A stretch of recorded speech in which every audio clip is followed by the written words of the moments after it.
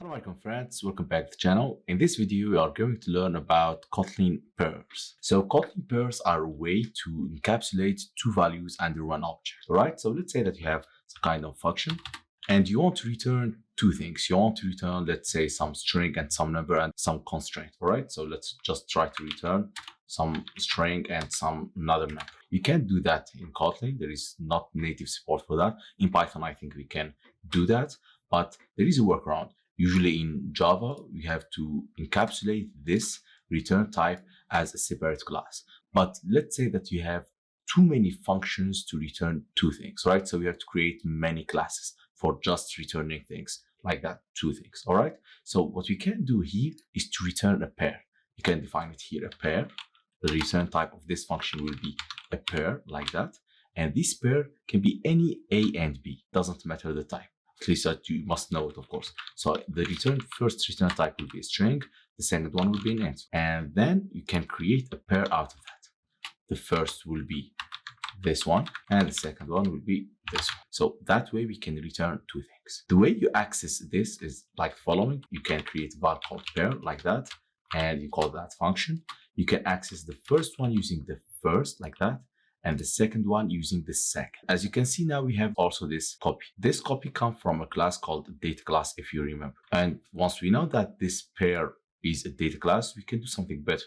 We can use destructing. So we can create the following. Let's say that the first one is the user type, and the other one is, I don't know, that user ID, for example.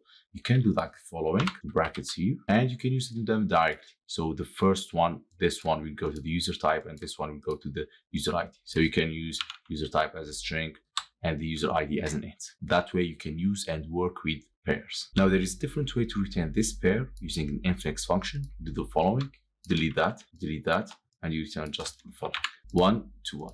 Okay, that's a much better way to create pairs. Okay, so it's concise, and as you can see, if you click on this 2, it will go that it will return a pair of this and that, this one and the second one. If you go to the pair, of course, you'll see this is data class. That's the idea I was talking about. It is a data class of type A and B. So that way you can use pairs in order to return more than one value from functions. It doesn't have to be the same type like string. You can do any type. Okay, let's say that you want to return 3 things. So you can do something like the following. You can use triple like that, and you can create 3 things. Let's be string, let's be, I don't know, a number, and let's return string builder, for example. So we can return the following, but it will post errors since we don't know the return type. So we will change the return type to return a triple. The same thing, we can use this return thing to create a triple, all right? And you can use this trip like following the first, second, and third. And this is also a data class, so you can use the destruction properties. All right, so let's go to this triple. As you can see, this is a data class. So you can access the first, second, and the third. But let's say that you want to return 4 types or 5 return values. Now that you should create your own class. Don't be that greedy. You don't have all of this. Now this triple and pair have a lot of use cases, right? So you can use it everywhere in your application. So always use this triple and pair when you have to return multiple values, okay? These don't have to be the same type. They are generic types, so you can return whatever you want.